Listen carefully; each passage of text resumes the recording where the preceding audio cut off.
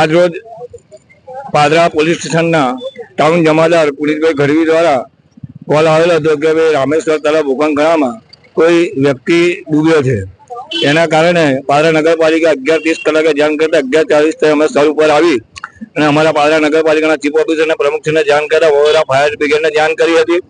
Vadodara fire બ્રિગેડની team અહીંયા સ્થળ ઉપર આવી ગઈ છે અને અમને પ્રાથમિક કારણ અહીં જાણવા મળ્યું, જે અહીંયા રહે છે એમને પ્રત્યક્ષ એવું કે આ ભાઈ અહીંથી ભૂતકો માર્યો છે અને એમના ફેમિલીના મેમ્બરને અમે પૂછતા એ લોકો અકોટા રાજીવનગર વડોદરા રહે છે અને આ જે યુવાન જે છે ભૂતકો ડૂબનાર વ્યક્તિ છે મગજ એમનું અપસેટ હતું અને એ લોકો જંબુસર જઈ રહ્યા હતા. એમના પત્ની કે ઝઘડાની અંદર કે ભાડું ચૂકવતા એ બધા દોટ મારી અને આ તળાવમાં આવીને ભૂતકો માર્યો છે એવી પ્રાથમિક અમને માહિતી મળી છે.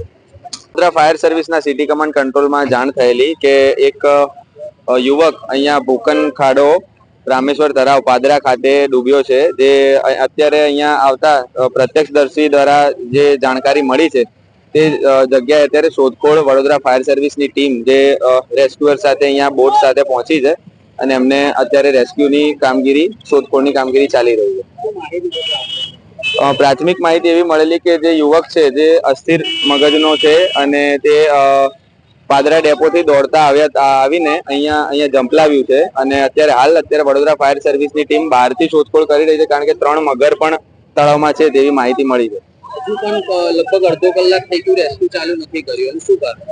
અત્યારે સર્ચ ઓપરેશન બહારથી કરી રહ્યા છીએ અને જે એક બેને અમને જોયા છે તે જ જગ્યા પર અમે 10x10 નો એક જગ્યા બનાવતા આવ્યો છે સ્પોટ, અને એટલી જગ્યા કરતા આગળ ડીપમાં શોધખોળ કરીશું. તે રીતે આખું સર્ચ ઓપરેશન ચાલી રહ્યું છે.